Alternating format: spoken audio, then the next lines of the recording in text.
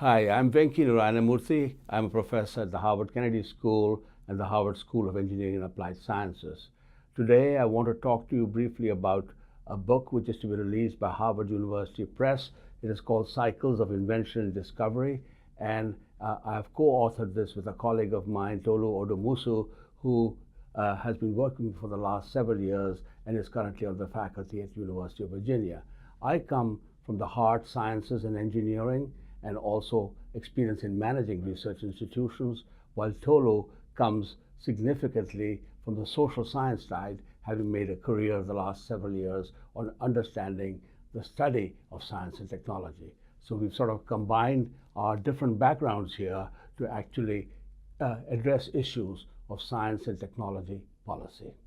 As probably most of you know, technology innovation has driven economic development for long period of time. In the United States, a key event at the same time was the role of technology in national defense. And after World War II, the US began to invest significantly in science and technology. And based on a treatise written by Vannevar Bush, who was President Roosevelt's science advisor, which was titled Science, the Endless Frontier. And in that model, people separated so-called basic and applied research and said science is about understanding, and actually engineering and technology arise through the work of science.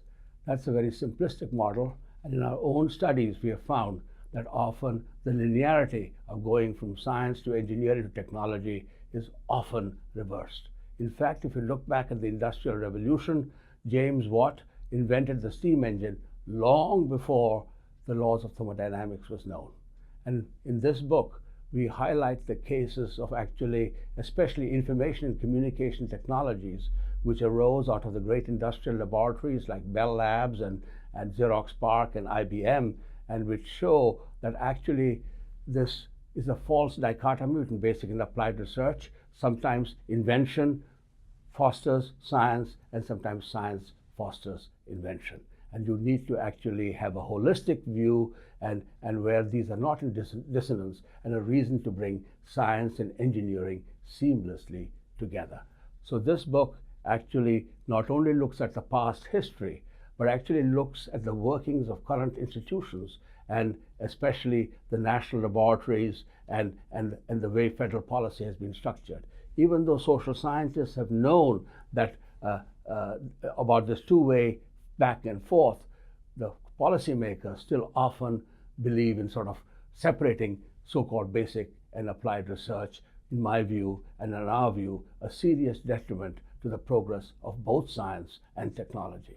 And in fact, if you look, the great challenges which facing society in energy and environment, you require an attitude which actually bridges these different disciplines to make new batteries, new solar cells, etc., where you automatically combine technology with science. And there are now some institutions which actually are adopting this kind of model. For human health, at Geneva Research Campus at the University of California, Santa Barbara, where I had worked for a few years, where we really blurred this distinction between basic and applied, between science and engineering. So the hope is that policymakers will embrace this kind of view and not artificially separate science and engineering, and at the same time, those who run R&D institutions will take some of the lessons learned from the great industrial laboratories, where you basically combine purpose with science.